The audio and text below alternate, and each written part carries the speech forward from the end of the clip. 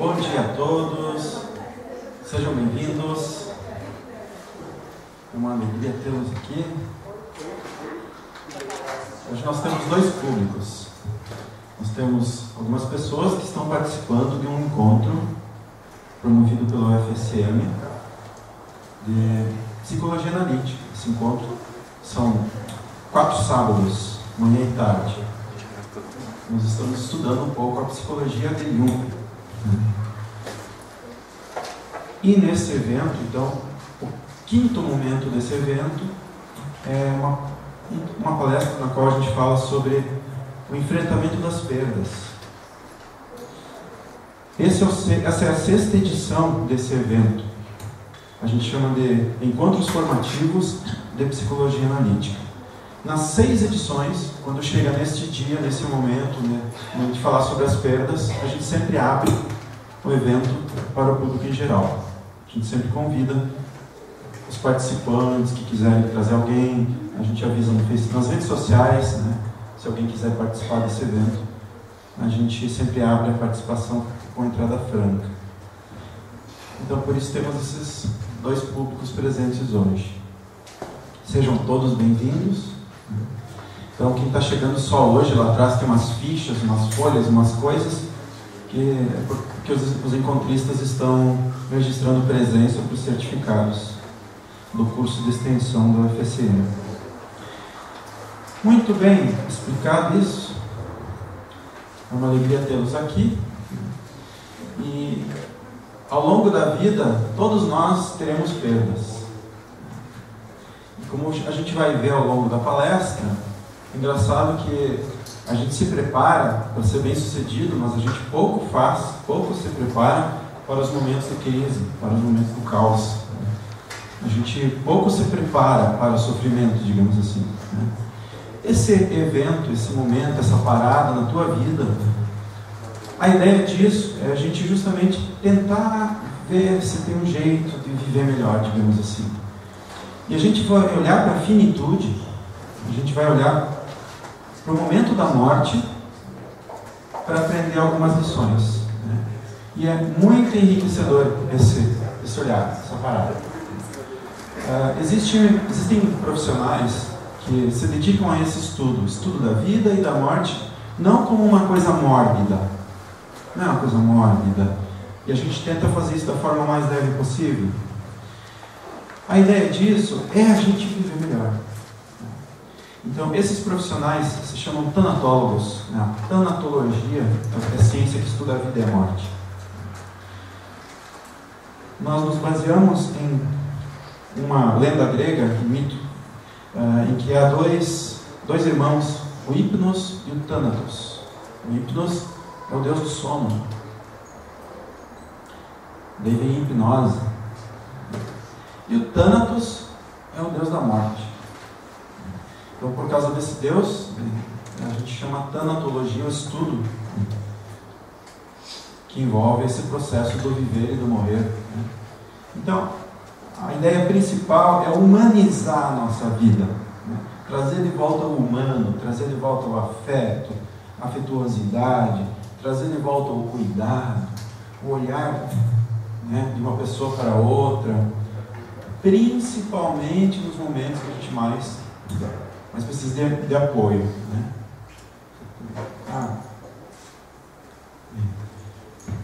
Nós vamos aprender hoje um pouco sobre o que a gente chama de cuidados paliativos. O nome é estranho, parece gambiarra, mas não é, você vai ver depois, né? Vai ser um dia muito rico, tá? Bom, o que a gente vai fazer hoje de manhã é ensinar a respeito da tanatologia. Esse é um processo que a gente chama de tanatopedagogia. Tanatopedagogia.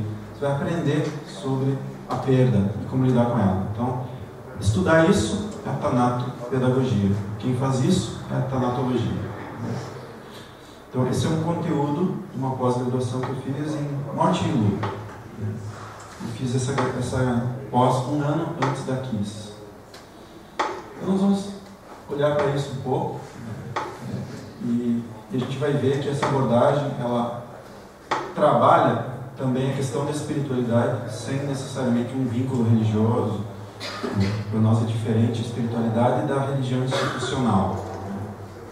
A gente vai ver um pouco isso depois no decorrer do dia. Então, vou explicar como eu vou fazer hoje de manhã. Eu vou usar o seguinte método. Eu vou falar praticamente a manhã inteira, apresentando para vocês várias gavetinhas. Eu falo um pouquinho de um assunto, eu conceituo aquele assunto, deixo aberto, deixo aquele assunto quicando ali, vou falar de outro assunto, conceituo ele, não ligo um com o outro, para que lá quase no final do dia eu apresente para vocês as análises de vida que as pessoas que estão em fase terminal fazem. Todos nós sabemos, né, todos nós já percebemos que a gente faz em alguns momentos de vida uma parada e pensa como é que está a vida, né? Pois na hora da morte é mais profunda essa análise, a impressão que a gente tem. A gente não precisa mais esconder nada de si mesmo, a gente não põe mais máscara nenhuma. Agora dá para dizer o que foi exatamente que eu errei. Não preciso mais corresponder a nenhuma expectativa de ninguém, inclusive as minhas. Essa análise final, essa análise dos terminais, né, eu tenho chamado de lições de vida, eu resumi em poucas linhas que vocês já têm na mão aí. Depois a gente vai ver. Esse quadrinho que vocês têm na mão, vocês receberam. Todo mundo pegou na porta? Beleza. Nós vamos fazer vários conceitos ao longo da manhã, justamente para que você possa ter esse resumo com poucas palavras. Várias palavrinhas desse textinho que vocês têm na mão são conceitos. Por exemplo, autoconsciência. Vamos ver o que é isso. Integralidade. Vamos ver o que é isso. Viver com aqui no agora. Vamos ver o que é isso. Nós vamos ver vários conceitos, né? O dualismo, a complementaridade, para que no fim você possa ter essa meia dúzia de palavrinhas e aí tem um livro. Né? Se um dia eu escrever um livro disso aí, cada 1, 2, 3, 4, 5, 6 que tem ali, dá um capítulo. Né? Já dá um capítulo. Ok? Então vocês não se preocupem com essa dinâmica que eu vou utilizar. Né? Parece que se eu falar 3 horas... Parece que por 2 horas e meia vai estar meio assim, mas eu não entendi ainda onde é que liga. Eu só vou ligar no fim. Bem no finzinho, nos últimos 20 minutos. Tá bom? Outra coisa, para quem está participando dos encontros já começa a perceber, eu uso o esquema de falar mais de uma vez da mesma coisa. Conceituo um pouquinho, depois eu volto e falo de novo, com um pouquinho mais de profundidade. Dessa forma didática, a gente grava mais as coisas. Então quem está vindo, já fazendo o 5º encontro agora, vai ver que eu vou abordar de novo um pouquinho de vários temas que a gente já vem trabalhando, tá? Mas não vai ter prejuízo nenhum para quem chega hoje. O tema se basta em si. Eu falo hoje tudo o que precisa falar para a compreensão desse tema hoje. Né? Então é isso, tá? Começamos então? Muito bem. Chegou na hora, eu falei, começamos, abriu a porta.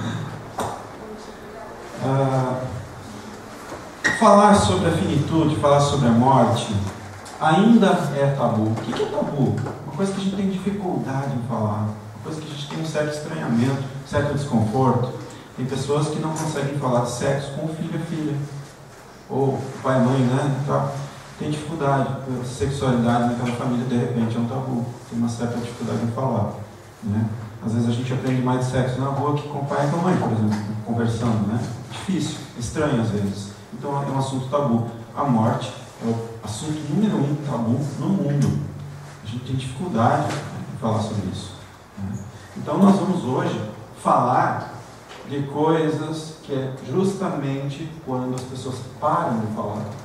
Ou seja, eu vou abordar assuntos que as pessoas simplesmente dizem: eu não sei o que te dizer, cara, estou aqui, está aqui meu abraço, mas não sei o que te dizer. E nós vamos tentar falar sobre. Então, é difícil, né? Algumas vezes eu vou precisar contar com a tua paciência, a tua compreensão, a tua colaboração, porque eu estou falando de algo que as pessoas não têm nada, não conseguem dizer, né?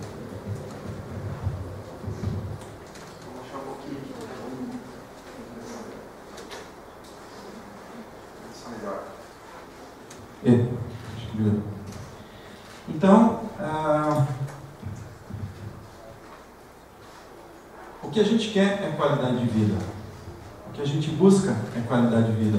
Fica a pergunta: tempo, o que é mais importante? O senhor que vive 100 anos, né, ou a criança que vive 10 e falece, né? O que é importante? Tempo de vida ou qualidade de vida? Tempo e qualidade? Vamos começar a pensar. São questões éticas.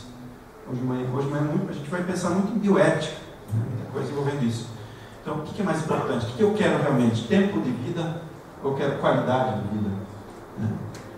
Bom, para se ter qualidade de vida, a gente precisa falar sobre algumas coisas. E para mim, a primeira coisa que vem na cabeça é a autoconsciência. Por quê? Vamos lá. Porque a gente não é muito autoconsciente, não. A gente tem uma sensação de autoconsciência. A gente tem a sensação de que está presente consigo mesmo, está tendo consciência do que faz o tempo todo. E na verdade é o contrário. São muito poucos momentos que a gente realmente tem consciência do que está fazendo. A consciência global do que está fazendo. Está no aqui e no agora, prestando atenção em tudo que está acontecendo. A maior parte, isso gasta muita energia para a gente fazer isso. Muito. Então, a gente não tem tanta energia assim, o que a gente faz? Liga um piloto automático. Ou seja, o contrário da consciência. Então, eu costumo dar de exemplo assim, né? Se eu te coloco numa máquina do tempo, né? Vamos ver se vocês vão lembrar do exemplo que a gente já está fazendo. E a gente vai para o passado. 1000 anos atrás, a gente pode observar uma tribo de aborígenes e identificar certos papéis. Eu posso olhar lá para os aborígenes e ver que lá tem alguém que está fazendo um papel de cacique, de chefe, líder. Tem alguém que está fazendo um papel de guerreiro. Tem alguém que está fazendo o papel de uma grande mãe de todo mundo lá. Eu vejo papéis. Eu venho para o nosso tempo, eu enxergo os mesmos papéis. Eu vou 1000 anos no futuro, na minha máquina do tempo, se eu pudesse, lá no Japão, e eu enxergaria os mesmos papéis. Eu enxergaria o soldado, eu enxergaria o político, eu enxergaria lá o líder, né? Eu enxergaria alguém, uma grande mãe, assim vai, esses papéis. Eu enxergaria. Vamos pensar em qualquer papel desse. Vamos pegar, geralmente do exemplo, um brigadiano, por exemplo. Levanta todos os dias, tem a rotina dele, e ele acha que está sendo autoconsciente. Uma professora, não importa o papel que eu pegue. Cara, tudo que tu está fazendo ali é reconhecível desde sempre na história da humanidade, aquele papel. Quanto tem de você naquele dia? Não sei. Tem muito pouco. Tem muito do guerreiro, no caso do brigadiano. Tem muito do soldado, policial. Mas esse é um papel reconhecível há 1000 anos atrás, 1000 anos no futuro. Você vai lá do outro lado do mundo, você nunca viu o uniforme daquele policial lá da Tailândia, você olha e sabe, esse é o policial. Como é que é autoconsciente se é algo tão repetível na história da humanidade? Será que isso é autoconsciência? Então, na verdade, não é. Na verdade, quando você está desempenhando esses papéis, você não está autoconsciente. Você se entrega para esses papéis, né? Isso vai ser determinante num processo de luto pessoal pela tua própria finitude lá adiante. Depois a gente vai ver por quê.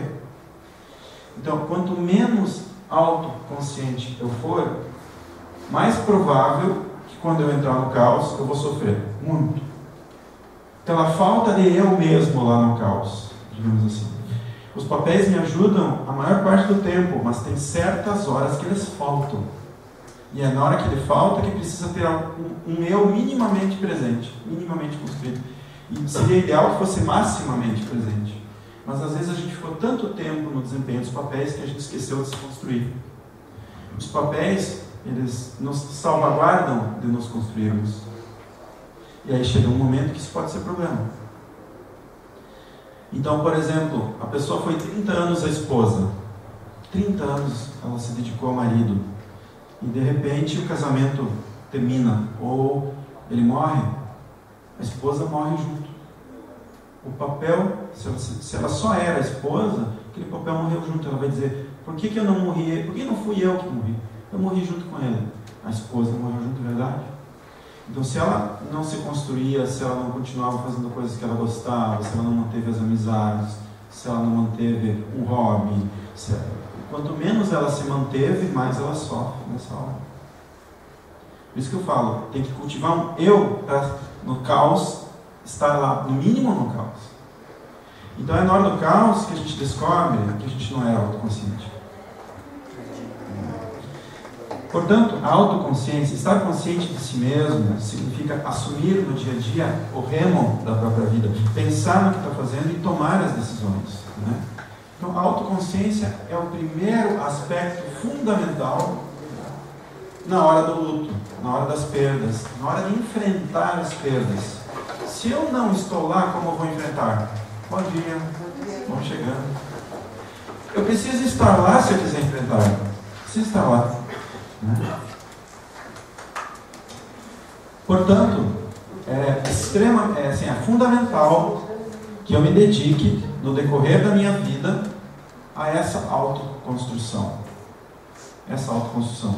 Quem eu sou, do que eu gosto, a busca pela identidade. Essa busca pela identidade normalmente começa lá pela adolescência. E ela deveria ir se aperfeiçoando ao longo da vida. Tem pessoas que por alguma razão, né, não fizeram isso na adolescência. Chegam à vida adulta, por exemplo, sem ter um dia parado e pensado. O que eu quero? E agora a gente está registrando um fenômeno. A minha geração, pessoas que eu estou com 44, essa geração 40, 50 anos, ela está parando perto dos 45. Porque é uma geração que trabalhava e agora está dizendo, puxa, só trabalho não está dando, não é isso. Eu quero outra coisa. E ela está descobrindo a morte em vida. A gente pode ser um morto-vivo. De repente a gente se sente morto-vivo. Né? Então essa geração está questionando, será que é só isso a vida? E aí tem dados estatísticos dizendo que a nossa geração vai alcançar a realização lá pelos 52, 53.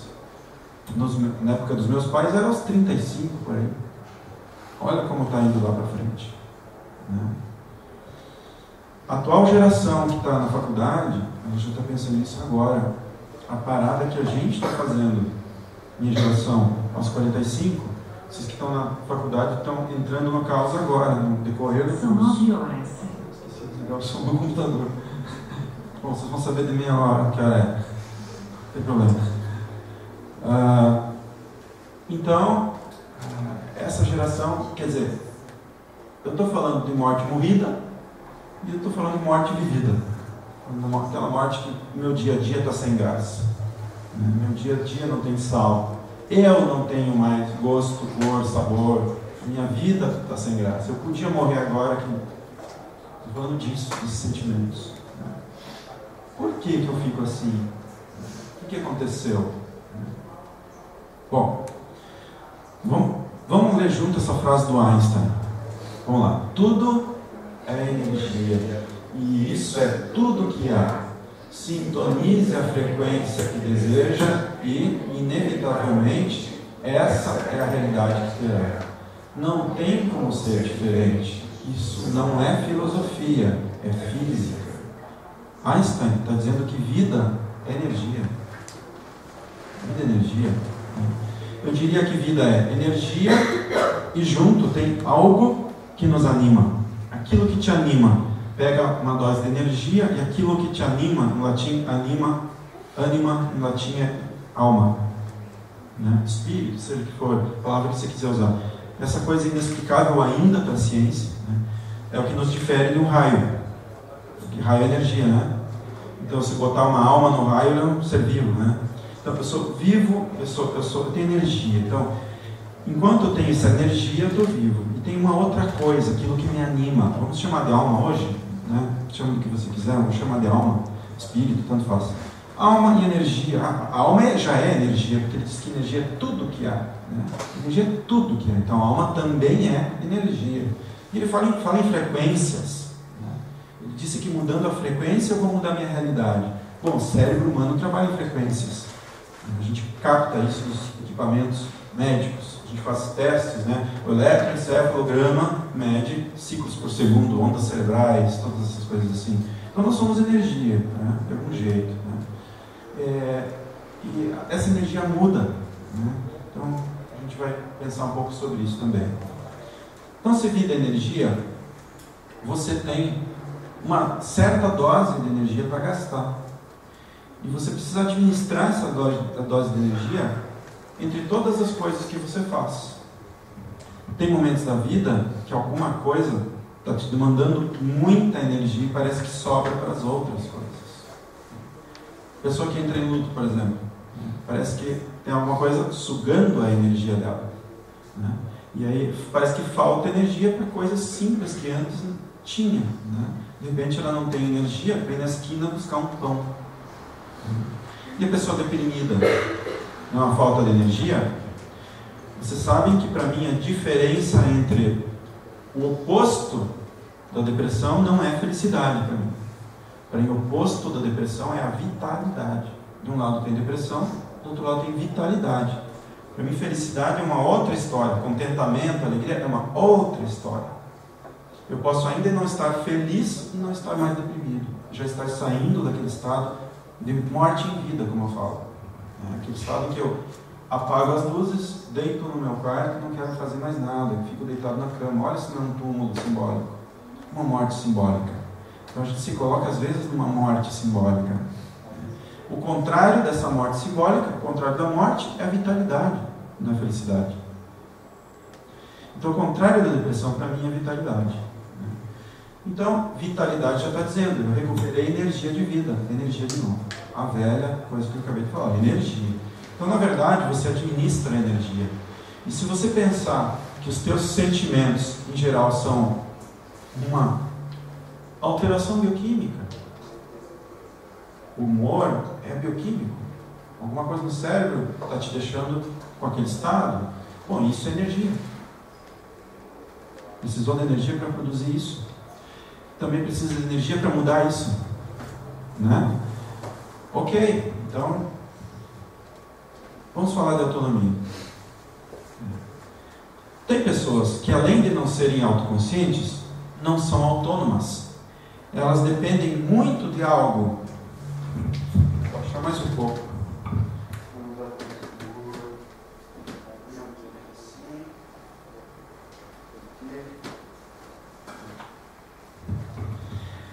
Tem pessoas, então, que elas deixaram a tarefa de construir-se para um outro momento. Enquanto elas não se constroem, elas observam muito o que os outros dizem dela. Eu acho que você devia fazer tal coisa, eu acho que você devia ser tal coisa. Ah, eu te vejo assim, né? Eu dizia nos eventos anteriores desse trabalho aqui, eu dizia que o russo fala a palavra eu. Quando o russo fala a palavra eu, a tradução para o português disso é o que tu vês de mim. Olha que interessante. Quando o russo está falando eu, ele está dizendo assim, o que tu vês de mim. É isso que ele está falando. Veja como é diferente. É assumir algo, é escancarar algo que a gente leva em conta. A gente funciona muito nas expectativas dos outros, né? Por que se escolheu tal curso? Ah, porque na minha família, meu avô era aí que fazia isso, meu bisavô era aí que fazia isso. Ah, meu pai queria muito filho advogado, foi lá. Isso era teu desejo? Isso era teu sonho? Então, autonomia é um processo de vida inteira. Eu posso, num instante, estar muito focado em ser autônomo, no outro, quando vejo, eu já estou na corrente, já estou na maré. Então, na nossa abordagem, a gente fala no espírito dessa época e no espírito da profundeza, de um jeito simbólico. O que a gente quer dizer? Tem gente que vive no espírito da época e essa pessoa não é autônoma. Essa pessoa ela depende muito de vestir-se conforme a turma, né? Fazer a compra da moda, né? Fazer a profissão da moda, né? Ela está na onda, né? Frequenta o lugar que é o lugar da moda e assim vai. Será que essa pessoa é autônoma? Né? Somos seres sociais. Por isso, nos preocupamos muito com a opinião dos outros. No entanto, isso não deveria nos livrar do exercício de construir-se, de ser autônomo. Então, para eu buscar autoconsciência, de certa forma, eu vou tentar ser autônomo. Eu vou tentar, de algum jeito, ter uma opinião própria. Eu vou ter que aprender a decidir. É isso. Aprender a decidir. Um dos temas de hoje de tarde, para quem vai continuar vendo. Aprender a decidir. Então, para eu ser autônomo, eu posso decidir, olha a palavra, começar a fazer um trabalho de construção consciente de si mesmo. Isso é fundamental. Sabe quando isso acontece? Nos lutos. A partir dos lutos. Sim, luto não é só sofrimento. O luto tem coisas boas. Né? É desagradável. Mas nem tudo que acontece é ruim para ti. Se você parar e refletir sobre o que está errado, se você parar dentro do caos e pensar como é que você pode agir, de repente você percebe que há algo que precisa ser transformado. E é justamente olhar nos olhos do sofrimento que faz você fazer essa parada, faz você pensar, o que eu posso mudar? Por que eu não quero me sentir assim por muito tempo? Então a dor, o contato com a dor, o contato com o sofrimento, pode ser aquele momento que você precisava para readaptar-se. Uma coisa que acontece quando você trava é repensar a tua ética. E o luto faz você reconstruir, reatualizar a tua ética.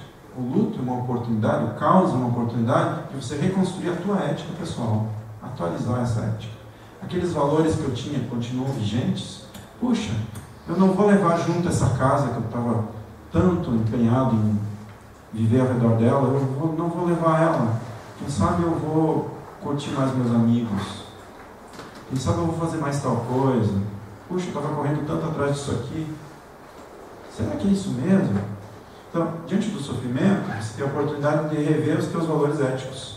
Se você fizer isso, veja que o sofrimento não foi à toa. Ele acabou tendo algo transformador, que te levou para uma maior autonomia. Porque agora você está se livrando daquele espírito da época que dita as coisas. Você está começando a fazer as coisas por tua própria vontade. Não é interessante? Estão vendo que a dor, o sofrimento não tem só coisa ruim? Vamos adiante. Eu falei em transformação consciente. Vamos pensar o que é transformar? Formar algo, vamos ver? Bom, você já pensou o que é que te tira da cama todos os dias?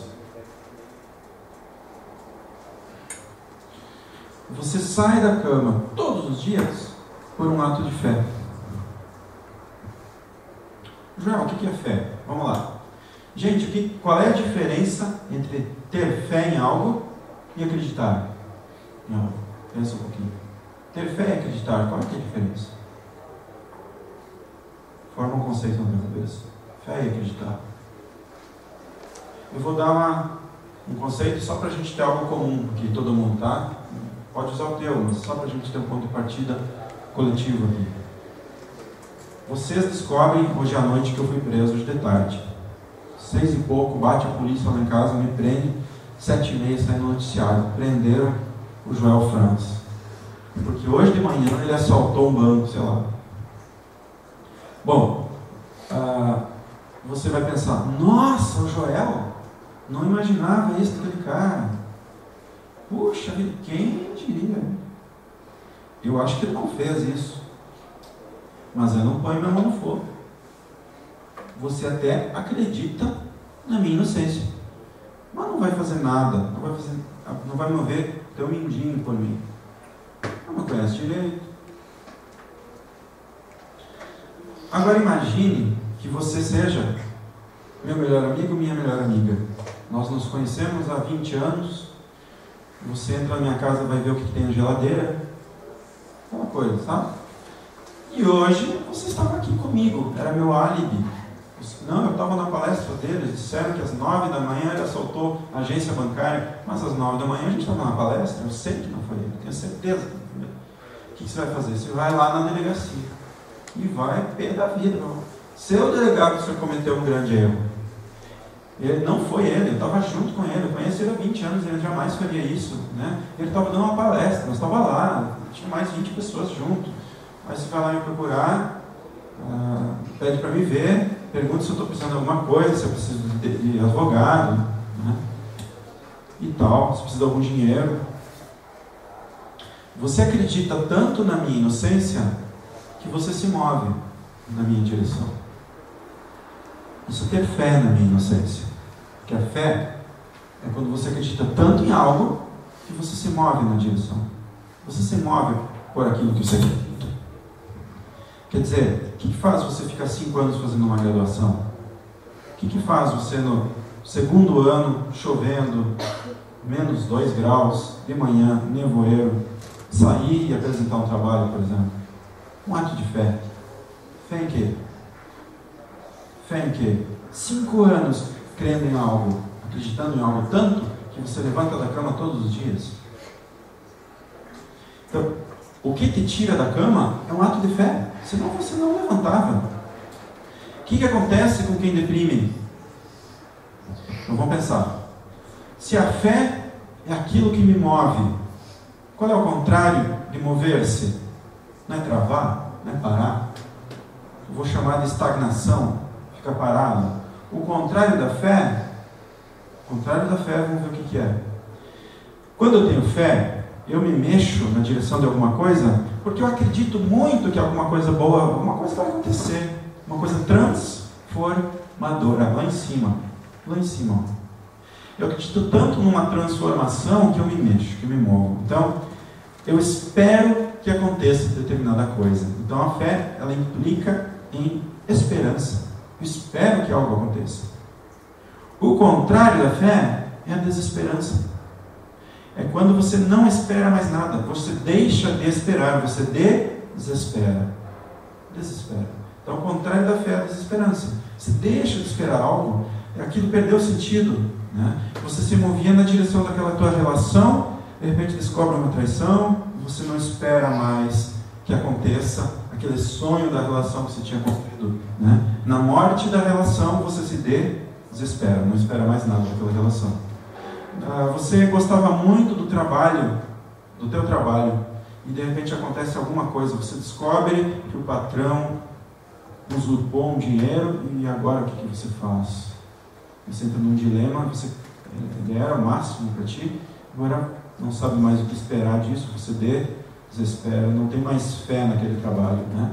Ou você é demitida do trabalho, né? Você foi do trabalho. Quer dizer, movia toda a tua vida por ser aquele cargo. E aí chegou a aposentadoria, por exemplo. E agora? Né? Então, chegam momentos da nossa vida que vem a desesperança. Então, vamos pensar assim. Quando você sentia desesperança, o que aconteceu? Você perdeu a fé naquilo que te motivava. Beleza? Até aqui? Faz sentido o que eu estou falando até aqui? Vamos ver. Mexe com suas cabecinhas para ver se vocês estão me acompanhando. Tá bom. Bom, então vocês já devem estar percebendo que eu não estou mais falando, desde que eu comecei a falar, não estou falando só de morte física, não estou mais falando da morte biológica, estou também falando dela, mas eu estou falando dos vários momentos na vida que a gente morre para alguma coisa, para algo, para alguém, para nós mesmos, né? E a vida deveria continuar, mas eu não tenho mais desejos, eu não tenho mais projetos de vida, né? Eu não quero mais nada, então eu desespero, não espero mais nada de nada. Desesperança. Isso é depressão, isso é quando você morre em vida. Então, o contrário da fé é aquela desesperança que te coloca na depressão. Faz sentido até agora? Beleza. Bom, por sorte, né, a gente pode metamorfosear. A gente pode pegar e não ser coerente com os nossos erros. Sim, porque as pessoas acham que tem que ser coerente com os erros. As pessoas agem como se precisassem ser coerentes com os seus erros. Às vezes dá para só chegar e dizer, ops, foi mal, e não perder tanta energia com aquilo que aconteceu de ruim, que não serve mais, né? O problema é que aquilo que foi ruim e não me serve mais, às vezes me trouxe até aqui. E abandonar aquele papel, às vezes é doloroso. Fazer isso aí, ó, deixar para trás aquela casca ali, ó, às vezes é muito doloroso, porque eu sinto que aquela casca, ela era eu, ou é eu ainda, né? Às vezes eu acho que eu sou isso aqui, né? E deixar isso para trás é doloroso, né? Então, mudar